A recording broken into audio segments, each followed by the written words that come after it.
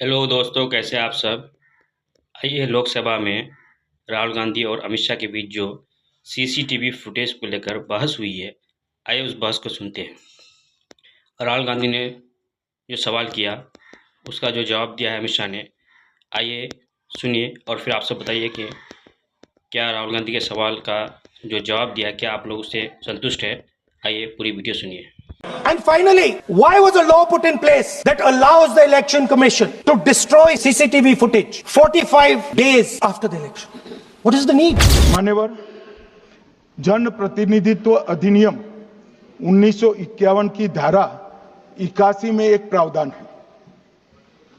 प्रावधान क्या है?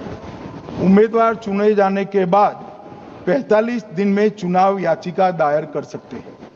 45 दिन के बाद इसको कोई चुनौती नहीं दे सकता। ये नियम 1991 में बना, तब उस वक्त सीसीटीवी फुटेज नहीं था। सीसीटीवी फुटेज बाद में चुनाव आयोग ने एक सर्कुलर से रूल्स में बदलाव कर ऐड किया। अब किया क्या है चुनाव आयोग ने? सीसीटीवी फुटेज का जो रिकॉर्ड है उसको जन प्रतिनिधित्व अधिनियम की 1951 की धारा 81 के साथ संरक्षित किया है, मतलब अलाइन किया है कि 45 दिन के बाद कोई डिस्प्यूट की प्रोविजन ही नहीं है एक्ट में, तो 45 दिन के बाद ये सीसीटीवी फुटेज क्यों रखना चाहिए? ये धारा 81 1951 से है, मगर पहले पर्चियों से होते थे तो पर्ची के लिए थी। अब सीसीटीवी फुटेज का कैमरा आ गया तो सीसीटीवी फुटेज ऐड कर दिया। मान्यवर, उन्होंने कहा, और इस वक्त जब सीसीटीवी फुटेज जब प्रक्रिया में ऐड किया, तब स्पष्ट चुनाव आयोग ने कहा था कि सीसीटीवी रिकॉर्डिंग संवैधानिक दस्तावेज नहीं है, ये आंतरिक प्रबंधन है। किस चीज का आंतरिक प्रबंधन? कि चुनाव सीज होने के बाद कोई पुनः मतदान की अर्जी करता है कि भाई ये मतदान मथक में चुनाव ठीक नहीं हुआ, तो चुनाव आयोग जो निर्णय करता है वो सीसीटीवी फुटेज के आधार पर करता है। पहले मौखिक करता था, टेक्नोलॉजी आई, सीसीटीवी फुटेज स्वीकार कर लिया। अब ये आंतरिक प्रबंधन के लिए है मान्यवर। फिर भी चुनाव आयोग का जो निर्णय मैं बताता हूं, उन्होंने कहा सामान्य जनता को एक्सेस होना चाहिए। रूल्स बनाया गया है, सामान्य व्यक्ति सीसीटीवी फुटेज उच्च न्यायालय में जाकर 45 दिन के अंदर ऑर्डर करा सकता है।